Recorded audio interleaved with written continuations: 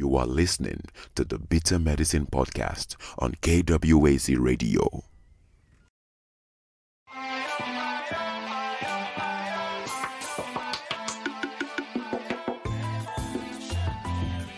Welcome to the Bitter Medicine Podcast, where it's all about Black empowerment. Our show focuses on Black news and entertainment, arts, science, economics, history, people, and strategies that uplift, empower, and motivate Africans within the diaspora. And now, your host, whose favorite color is black, Goku.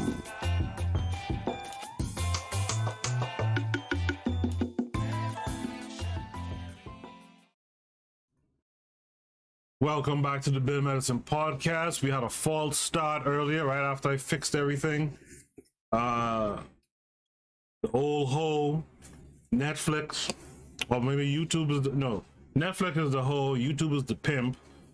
Netflix, I guess, had it out there that I was using their content. Meanwhile, I see whole movies streamed on this bitch, but whatever. So instead, what I decided to do, I scrambled and I found a short talk on YouTube from the main character of the movie, The Boy Who Harnessed the Wind. And what I'm going to do actually is I'm going to live stream The Boy Who Harnessed the Wind. I'm going to live stream it on the Discord. So I'm pasting in the Discord link. Join the Discord. Well, if you're on the Discord already, you don't have to do anything but join in the meeting room and watch the live stream of this film. It's gonna happen whether they like it or not. And in the Discord, I don't have to have commentary, really. We could do a chat commentary and I'll be fine. So without further ado, with further ado, let me remind you guys that this show is a part of a podcast network called KWAZ Radio Podcast Network, and there's other shows that you should be tuning into, like... This is DAX. You tune into the Harsh Reality Podcast, providing you with social commentary on the news affecting our community, only on KWAZ Radio. Peace, family. This is Oni, inviting you to listen to the Pro-Black Perspective, where Black problems are addressed with Black solutions. You are listening to the Bitter Medicine Podcast on KWAZ Radio. Also check out the Queen's Council podcast and Netflix, go fuck yourself. Without further ado, let me play this clip that stars the main star of this film I was trying to show.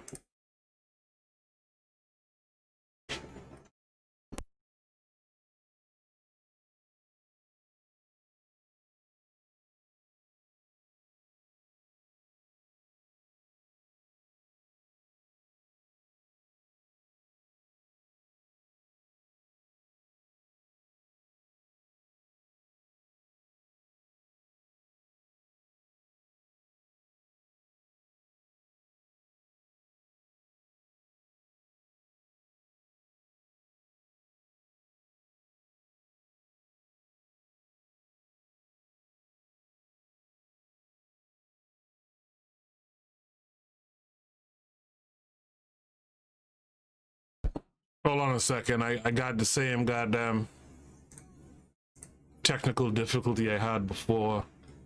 Bear with me 1 second here. This thing is so annoying.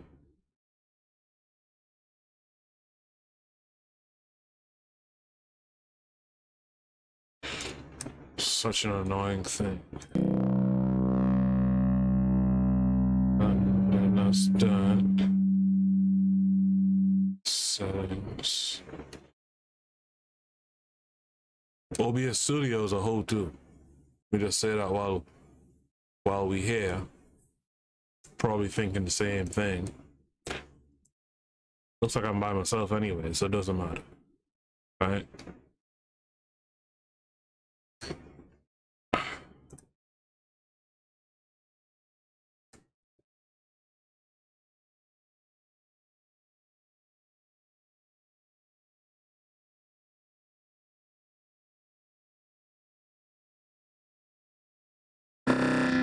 Especially at school, sometimes my fellow colleagues, they'll say, if I have food or a banana, they say like, give us your banana. When I try to resist, say, I need to eat it, they say like, we are going to beat you up.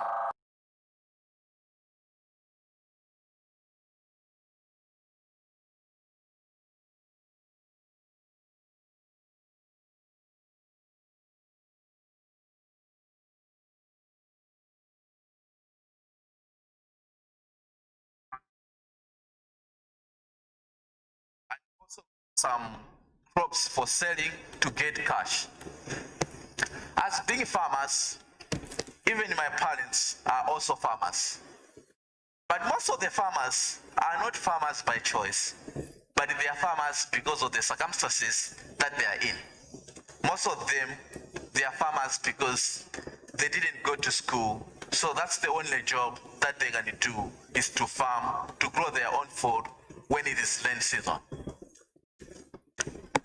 Being a farmer, it's really a difficult job, and it needs so much of things in order to be successful a farmer. There are a lot of things that makes farming a little tough and can make farming go wrong. Some of the things are the price of seeds, the price of fertilizer, or the weather itself. As many people in my community, they depend on the land to grow their food. So weather is very crucial to their farming. I was getting phone calls. Everybody come. In 2001, we experienced one of these three problems. We didn't have enough rain. We had a drought to grow them. As the result, many people harvested only a quarter amount of food what they were hoping to harvest at that particular year. So you can imagine that people are hoping to grow food that they're gonna last them for the entire year until the next harvesting season. They only harvested a quarter amount of it. And as the result, there was a famine in the country. Many people were starving to death, including my family, was badly affected by the situation. So that time, many people grows up maize, which we grind to make our main food. We call it sima. You can eat together with vegetables or fish if you have money to buy fish. So because of the situation, many people didn't have enough of it that can last them for the entire year, and people starting starving. And the situation was really bad in the rural areas. So the only maize that people were getting, they were getting maize at the market, which was imported from our neighboring country, Tanzania. But it was so expensive for people to buy it because the vendors took advantage of the situation. They were doubling the price of the maize at the market. So at that particular time, it was also the same time that I was supposed to start my high school. In Malawi, high school you have to pay for it, while primary school is for free. Because of the situation, my parents couldn't afford to pay for my education. So I was forced to drop out of school. When I had to drop out of school, I looked at my father and looking all the dry fields. It was the future I couldn't accept. I didn't want to become like him. I didn't want to become a farmer. It is not that I didn't want to become a farmer because I hate farming. No, I love farming. But I didn't want to become a farmer because that's the only thing that I can do with my life. I wanted to live the life that I can be able to determine what I want to do at a particular time, and I can be able to do anything else that I need to do, not being limited because of the education that I got. So for me, there was only one thing that I needed to do in order to continue up with my studies and my dream of becoming something different from the rest of the people in my community who just got into the same cycle of becoming a farmer, not by choice. So for me, I decided to start going to the library to read books. I was hoping that by the time when the famine will be over, my parents will find money and they will send me back to school. I shouldn't be very behind from the rest of the students who were going to school at that time. So at the library, I read different books. I was reading physics books, even though at that particular time, I couldn't read English that well. I was most of the time using diagrams and pictures to learn the words around them. One thing that inspired me to start reading most of science books and trying to understand how different things work was that when I was much younger, I was so curious to see how radios work. I thought that maybe inside the radio, there are small, tiny people who speaks. One day, my parents went away. I finally sneaked in. I took the radio. I opened it inside. I was so surprised to see very tiny things that looks like pins. I was like, are these people? How can I tell if these are people? Say, that's not a big deal. I should just twist one of it. If it are people, they will be screaming like, leave us alone. When I tried to twist a little hard, nothing happened. So from there, I started removing one component after another to try to see what is happening. So at the same library, I also found this book which had a picture of the windmill. When I opened inside, they say windmills could pump water and generate electricity. The word pump water attracted my attention because at that time we were still going through this the famine. I was thinking that if I can be able to build a windmill to pump water, I can be able to start irrigation, growing food 2 to 3 times a year instead of only 1 time a year. Then I can solve the problem that we are facing in my family or in my community. But there was a challenge to do so, because at that time, I didn't have money to buy materials to build a windmill to pump water. So I ended up going to the junkyard, which was just next to my former high school. When I went there, a lot of people were laughing at me, including my mom. She thought that you are no longer gonna get married. No one is gonna want to marry a crazy man. So some people are thinking that maybe I'm smoking weed. That's what is making me to be collecting all the junk. People are saying that normal person cannot be collecting all the garbage and putting them together, saying that it's building a machine that we have never seen and we don't know about it. So for me, I understand them. But regardless of what they were saying, I didn't stop from doing what I wanted to do, because I knew that once if this windmill exists somewhere else, somebody built it, and if it's a human being who built it, there's nothing that can stop me from doing the same thing. I can also do the same thing that other people have already been done. This is not something that is new. It's innovation that has already been done somewhere else.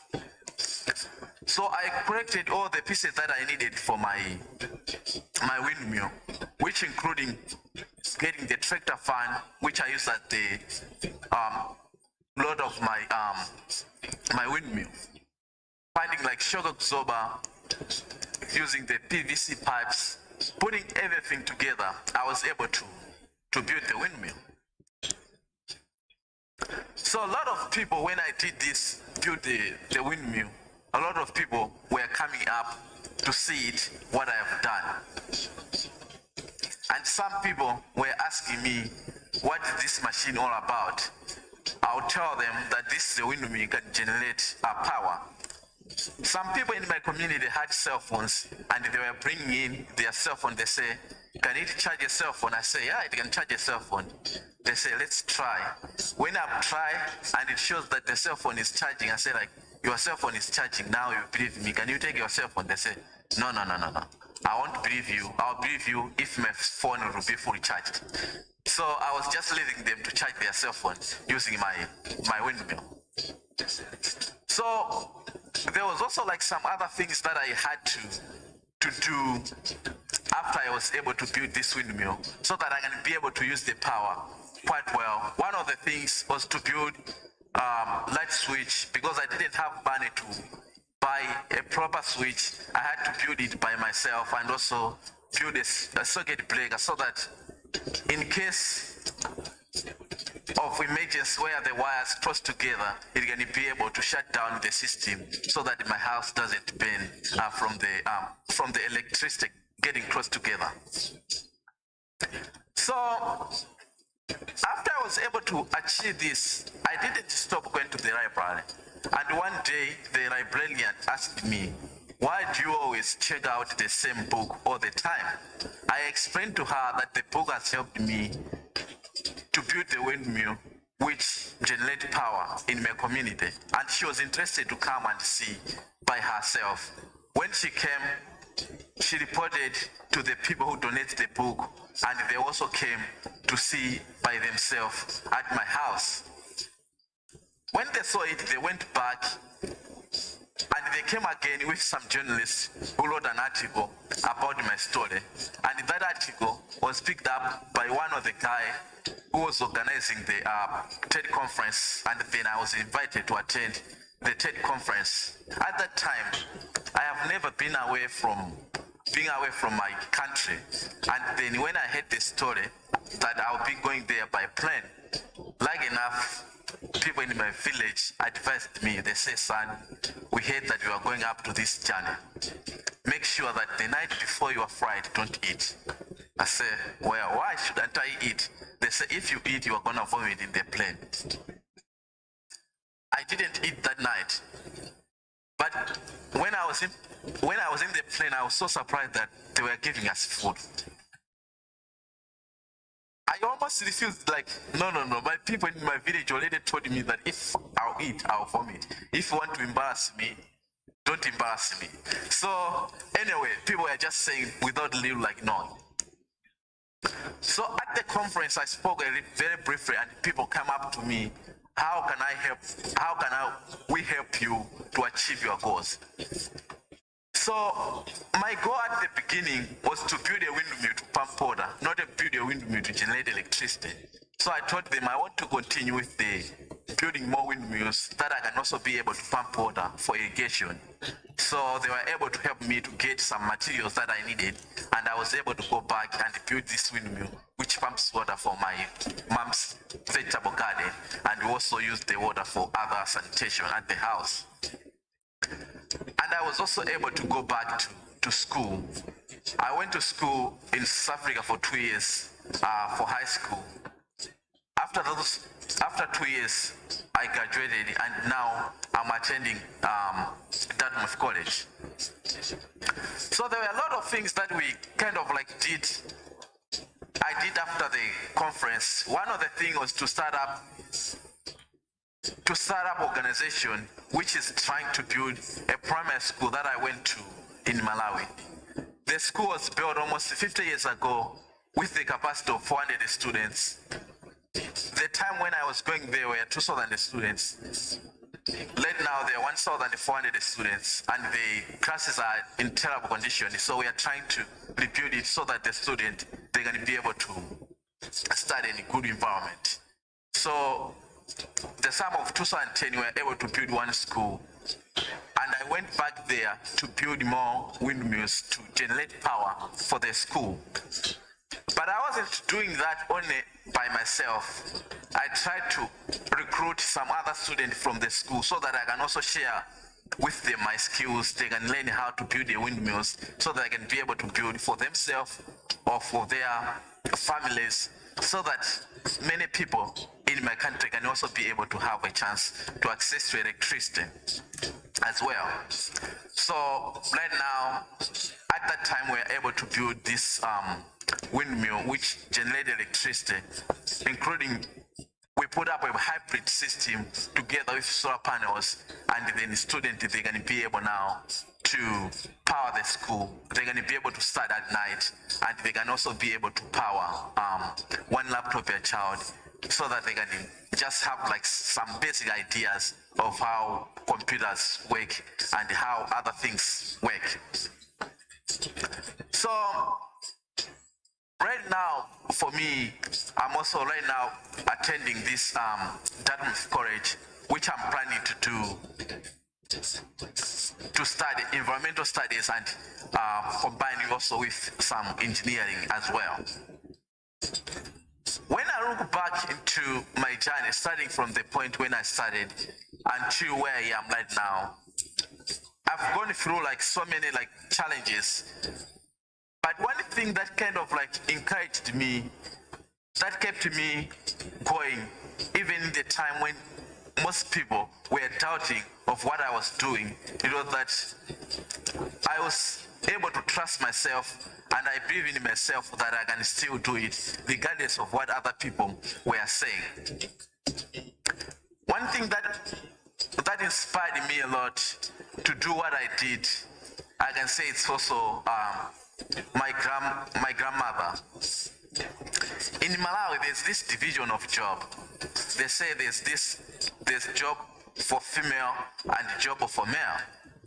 One of the job that is considered to be male's job is to make bricks to build your house. They consider that that's a real tough job that most women cannot do. But my grandmother, she was able to do it by her own self. So a lot of people were asking her, why are you making bricks by yourself instead of your husband? The answer that she was responding to them, it was quite inspiring to me to say, when your jacket caught fire, you don't wait for somebody to put it off, because you are the one who can start feeling the fire, and you are the one who can start putting off the fire.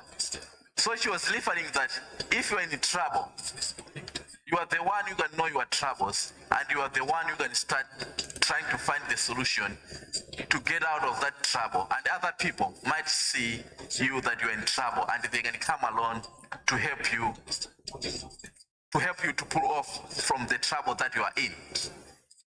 So for me, with that, I was like thinking that if I'm in trouble, I still need to do something in order to get myself out of that trouble. So when I saw myself in that situation, I thought that I shouldn't wait for some other people to help me, but I should start, and other people might come along to help me doing what I want to do. That's why I was able to achieve what I achieved. So lastly, I would just like to share with you that sometime in life, we face so many challenges that can simply stop us from achieving what we want to achieve. Regardless of where you are and who you are, at some point you are going to face some challenges, although the challenges might be different from what somebody else might face from some other part of the world, but there will still some challenges that can simply stop you from achieving what you want to achieve. I will challenge you that those challenges are not there to stop you to achieve what you want to achieve, but are there to strengthen you from what you want to achieve, and you can still like do it. All the people that we have heard, like all these people like have been speaking like today, they have really like successful story business. At some point, if you ask them, they faced some challenges, but they didn't allow those challenges to stop them from achieving what they achieved until they were able to do what they are able to do. So everything in this world, I'll just say that it's possible, and you can still do it, everything that you want. Thank you for allowing me to share my story with you today.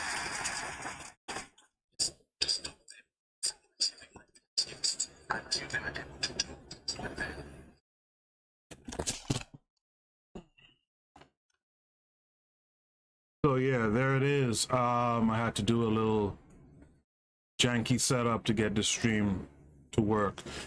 But there it is. That's an African brother from Malawi who saw a problem in his village, right?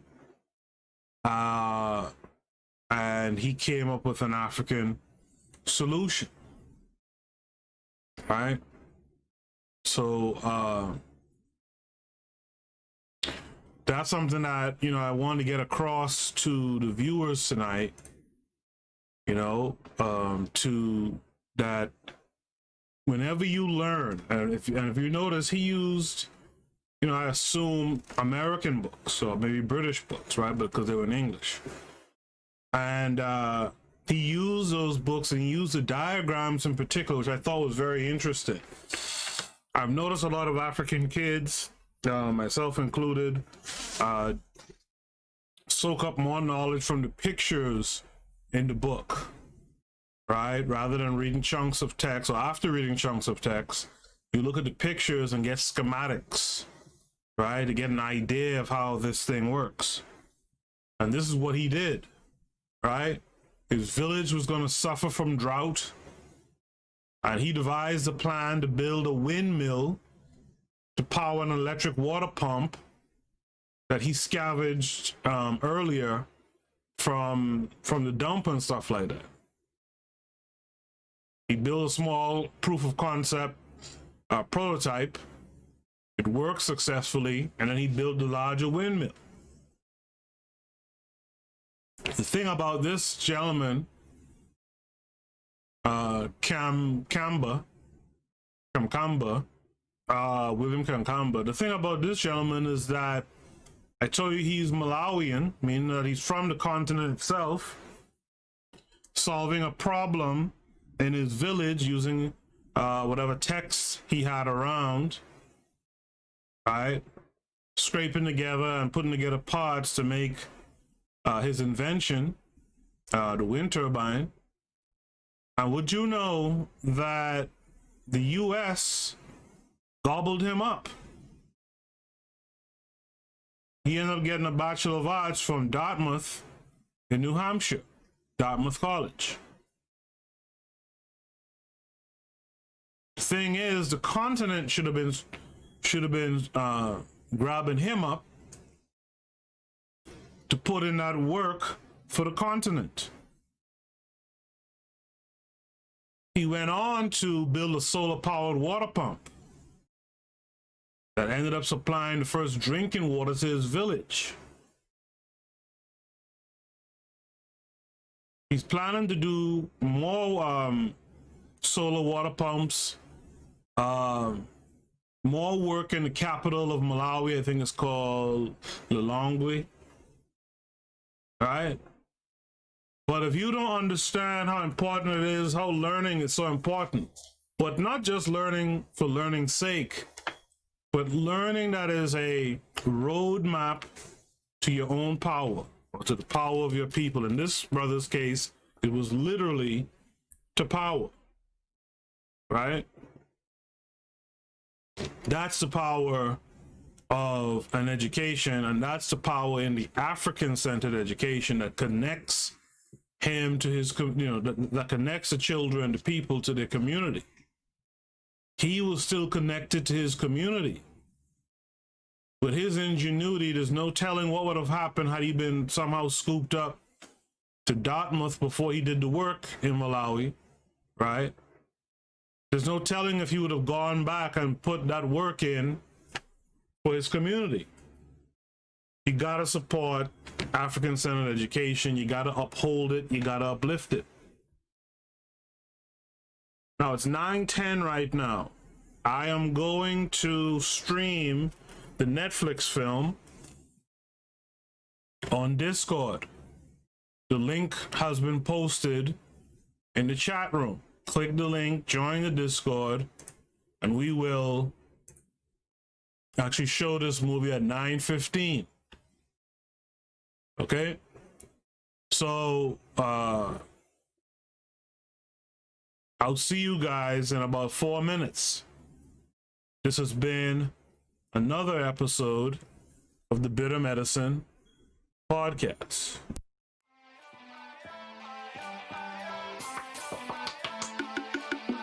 Thanks for listening to the Bitter Medicine Podcast with your host, Koku. If you like what you just heard, we hope you pass along our web address, bittermedicineblogs.com, to your friends and colleagues, and share our show to all your social media. Be sure to check out our archive section on our website for previous podcasts. This has been a KWAZ radio production. Join us next time for another session of the Bitter Medicine Podcast. Follow us on Facebook at Bitter Medicine Show, Twitter, Bitter Meds, Tumblr, Bitter Meds, Instagram, Bitter Medicine.